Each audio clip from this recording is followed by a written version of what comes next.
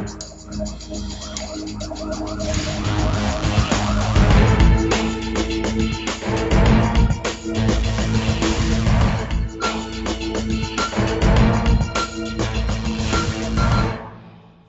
evening and welcome to Special Assignment. I'm Ashraf Garda. Human trafficking, or modern-day slavery as others refer to this crime, continues to be on the increase in this country. Tonight we revisit a horrid incident that took place in an upmarket suburb of Pretoria a few years back. We find the 3 Mozambican teenage girls were trafficked under false pretences and forced into prostitution. What happened to the perpetrators? And how successful were and are the authorities in curbing this sort of crime? This report by Frank Farrow. In 2008, a Mozambican woman, Aldina dos Santos, recruited young teenage girls to work at a Pretoria hair salon. The girls would soon vanish without a trace. Then one day, one of the girls called home. Ela ligou do Vietnam. Disse, mamãe, eu estou aqui na África do Sul, estou a trabalhar. Estou a trabalhar na África do Sul, sim, estou a trabalhar aonde? Eu estou a trabalhar num salão de cabeleireiro. But before she could ask further questions, the line went dead. Her mother was worried, feared for her life. Little did she know her daughter was held captive, forced to work as a sex slave. They were being given barely enough food. They were being abused and being forced into being prostitutes.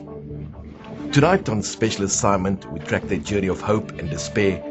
From the tranquil beach at Costa del Sol in Maputo, where the recruitment took place, the dangerous crossing on foot over the Lebombo mountains, onto a road trip of much uncertainty.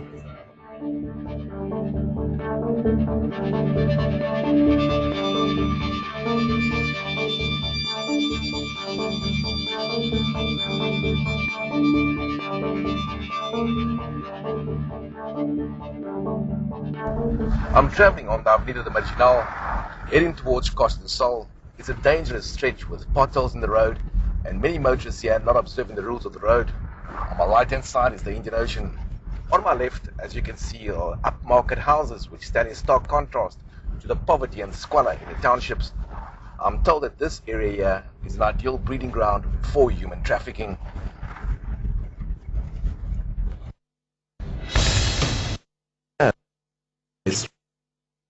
Eatery for Maputo's rich, that Aldina dos Santos stalked her prey.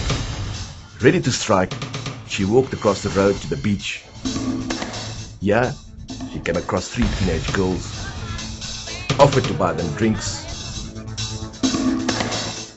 The liquor she fed them soon erupted into laughter. The girls danced, celebrating a new friendship. She took down their numbers.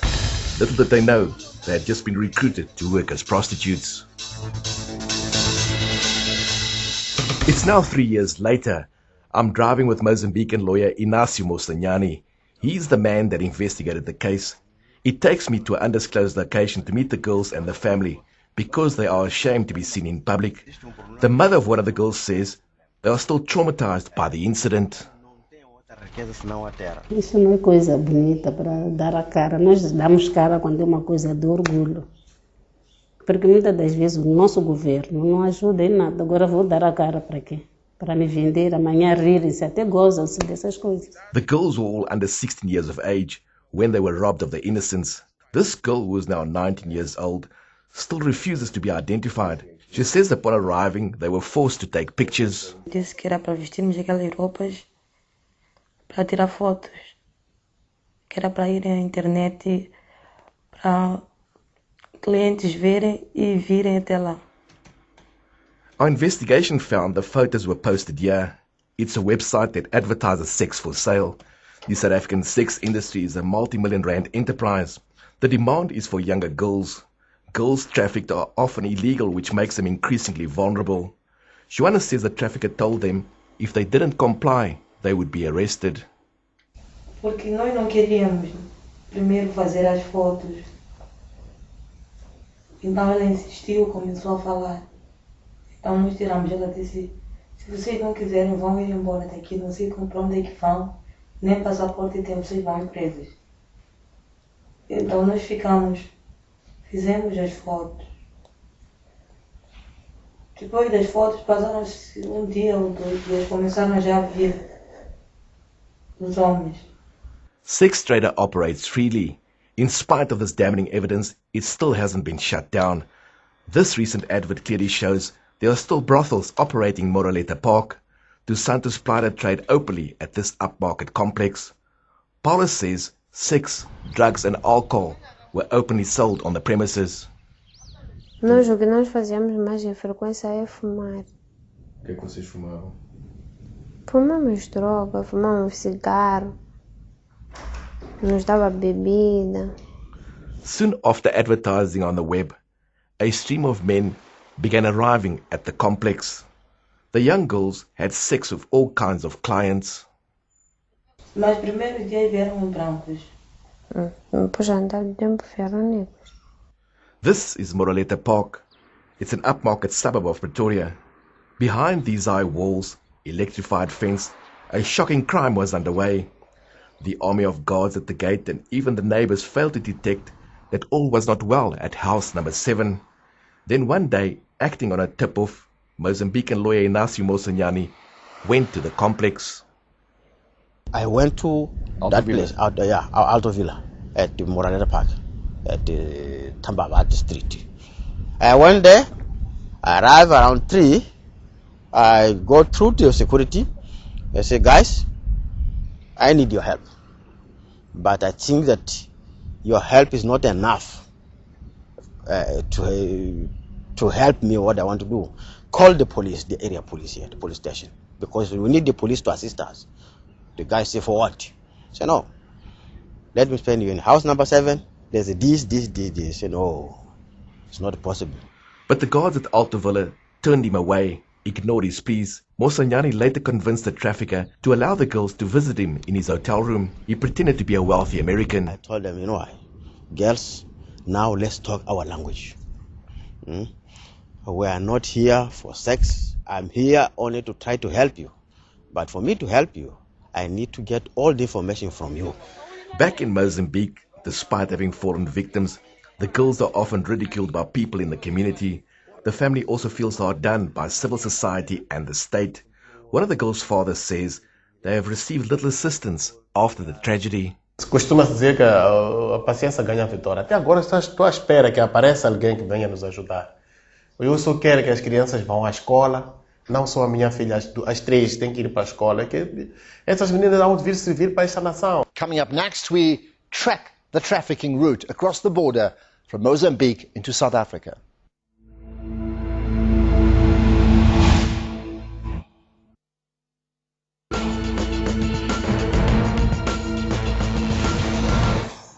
Mozambican attorney Inácio Moçanhani is a man on a mission.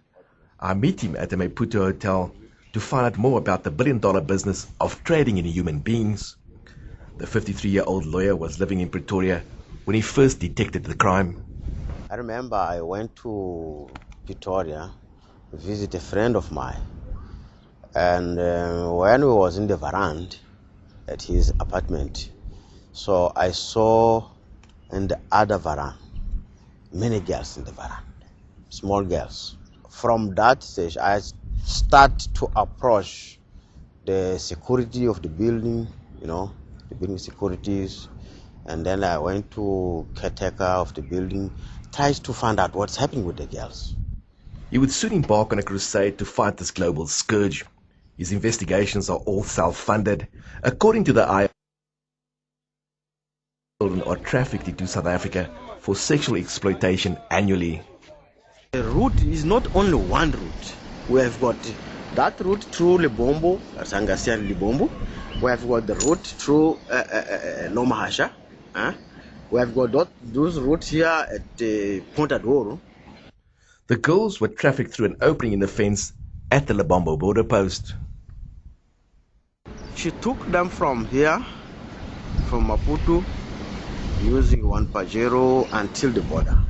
You'll see that when you are about 100 meters to the border, there's many boys there on your left.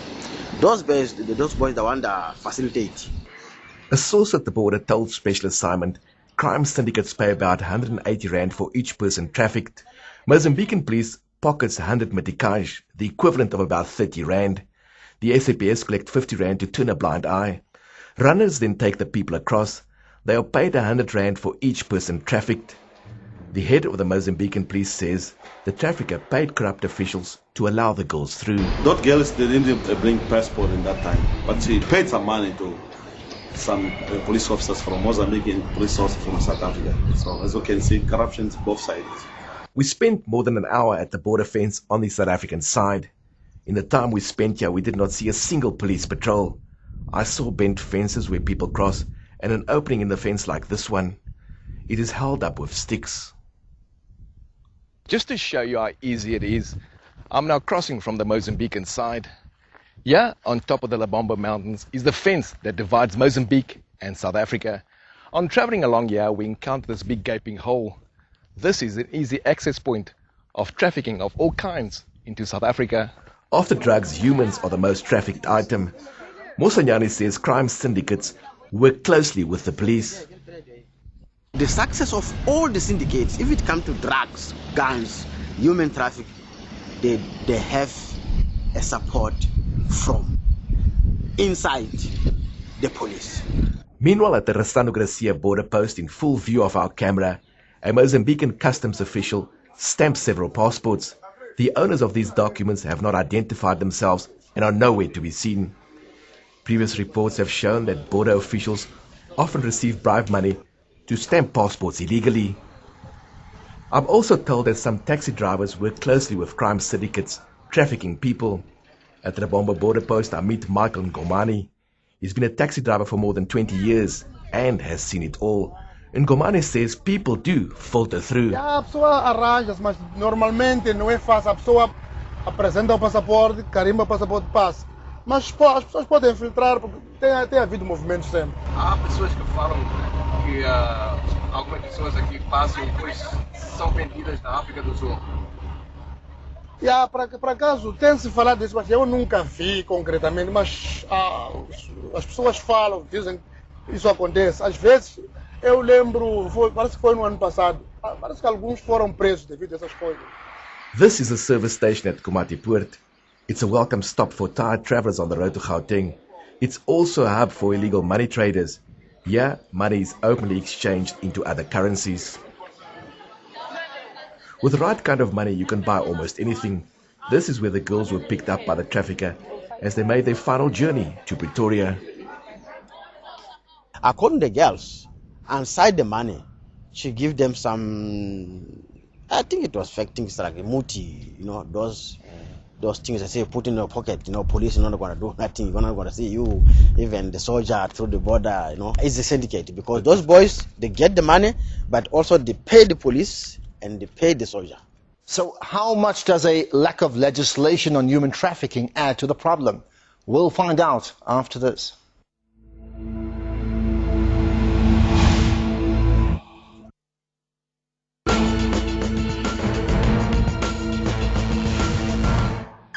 These policemen are trained and equipped to fight crime, but of late an ugly crime has reared its head.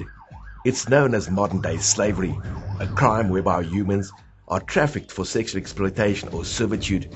South Africa has no laws to fight this crime. This leaves police and other authorities at a disadvantage. The Hawks' Macintosh Polela says the country needs specific laws to fight this evil. What we do need is the tightening of laws so that we have specific laws to work with. A sort of human trafficking bill or human trafficking act that we can look at, and we can tighten the screws on these individuals so that they know that if you bring people to South Africa to use as sex slaves, you're going to get life imprisonment. But if we have a bill or a law specific to this, it's going to make our detectives, their jobs, a lot easier. To understand the complexity of this crime, I accompanied the Hawks to the Silverton police station. This is what I found. These Thai women were arrested at a Pretoria brothel. Research shows that most Thai women are trafficked around the globe to work as prostitutes, but very often they are abused by brothel owners. They were aware that, for example, they will do or work as a prostitutes, but when it comes to human trafficking, we're talking about the violation of their rights. They were not paid. They didn't have a freedom of movement. Were not allowed to leave their work whenever they wanted. And as I said, their families were threatened. So that consists or make them victims of human trafficking. This is Aldina dos Santos. She was arrested and charged for luring the girls to South Africa. Soon after her arrest, Mozambique passed its trafficking laws. It also established this anti-trafficking unit. It comprises 6 members. At the moment, they're investigating 36 cases. In 2008, they reportedly rescued 200 Mozambican children trafficked to South Africa. This is a very serious matter, but now we are dealing with that. Since you can see, before we had not a law for human being trafficking, but from 2008, the government submitted at the parliament the proposal of law to deal with the human being trafficking, and the law was approved in June 2008. Now we are working hardly to find out what's going on with these people who used to traffic people to South Africa. A criança tem direito a ser protegida contra o tráfico de menores. These Mozambican children learn at a young age to report cases of trafficking. It's a workshop run by a non-governmental organization, Redcam. It aims to raise awareness and educate youngsters on the signs of human trafficking. The organizer, Fidelina Mondlane, says the trafficking law is a good one, but she's quick to add that it needs to be implemented properly. Eu diria que sim, é uma arma para combater o tráfico, mas essa arma precisa ser revisitada todos os dias, não é? Porque não adianta nós termos uma lei e essa lei não estar a ser implementada. South Africa still doesn't have specific laws dealing with human trafficking. The Justice Department admits they are using fragments of other laws to prosecute offenders. Due to the fact that we haven't passed a legislation that deals with trafficking in persons as such, we are failing, as law enforcement agencies. One is to indicate that we can and we continue to deal with the acts of human trafficking on the basis of existing legislation. The concern that we have is that the legislation that we are making use of at the moment is a fragmented one. Inacio Mosanyani says it's worrying that South Africa still has no laws to combat human trafficking. É algo que até hoje me preocupa. Preocupa a mim e preocupa a todos, de facto, todo cidadão de bom senso. Não se compreende porque que uma África do Sul, até hoje, limita-se em mandar drafts para... Tem drafts, quando você pergunta, diz que tem draft. Está no Parlamento, na comissão especializada, mas nunca, não há. Porque, veja, neste caso, nós trabalhamos, neste caso, por exemplo, utilizando uma lei que não é específica de tráfico. É uma recorrência. Mas por que o país não traz à superfície uma lei específica? Because there are no laws, Dos Santos could not be prosecuted as a trafficker. So the Pretoria Regional Court prosecuted her under the Sexual Offences Act for exposing a child to abuse. The trial took 3 years to complete. Dos Santos was sentenced earlier this year to life imprisonment. I feel that the life sentence is appropriate. You must understand that the person who's been abused and used as a sex slave will live with these scars for a lifetime. So equally, the abuser must suffer the consequences for a lifetime. It's a just sentence, and I believe that it's appropriate. Although Dos Santos will spend the rest of her life in jail, the victims have received little assistance. Compensation is an important part of this new law. But with no law in place, it's highly unlikely the victims will receive anything. The new legislation is a comprehensive mechanism and definitely will help us to bring the traffickers to justice and also to provide again more qualitative and comprehensive assistance to victims of human trafficking, starting from shelters, specialized shelters for victims of human trafficking, specialized psychosocial assistance for them, and even a compensation for the physical and psychological suffering. Fidelina Mondlane says society has failed the victims. She says the focus was more on penalizing Dos Santos. Eu penso que sim, porque no caso estavam todos mais preocupados em penalizar, não é? Em penalizar a Diana, no caso, e pouca atenção se deu às vítimas, não é? Deu-se muito pouca atenção, então eu penso que a falha foi nesse sentido. Meanwhile, the parents have appealed to government to assist the girls to overcome the horror. The little counseling they received after Dos Santos' arrest was not sufficient. Por favor, de virar a vista para as 3 meninas. Nós, como os pais, estamos a pedir que, por favor, o governo ou a quem de direito lance a mão para essas crianças continuarem a estudar, porque é a seiva da nação. Dizia isso o presidente Samora Machel. The victims say they are relieved the matter is now over, and despite this harrowing ordeal, Paula, the younger girl, still finds it in her heart to forgive the trafficker, a young mother of 2 small children. Aliviada porque já sabia que o caso já terminou. Que eu não haveria ter que mais olhar para ela. É difícil porque ela é mãe, tem filhos. Os filhos vão ficar com saudade dela. E ela ainda é menina. Ela podia ficar na cadeia, merece. Mas todo mundo tem direito a perdão. However, for Joanna, it's more difficult to forget. She says she might one day forgive the trafficker, but not right now. Eu até posso, não sei, eu até posso perdoar, mas não agora. It's still not clear when South Africa will pass this crucial piece of legislation. The Dos Santos case is proof that human trafficking is a reality. But with no proper laws in place, it will be difficult to protect the victims and prosecute offenders.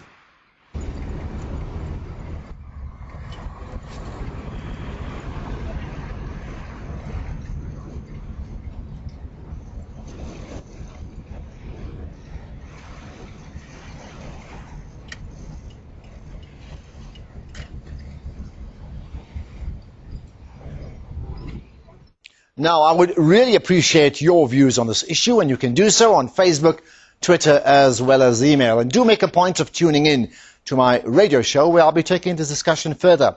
That's on SFM Radio, Friday at 2 p.m. Now, last week we brought you the very personal account of 6 friends battling to come clean from heroin addiction. And I've picked out 2 viewers' feedback posted on Facebook.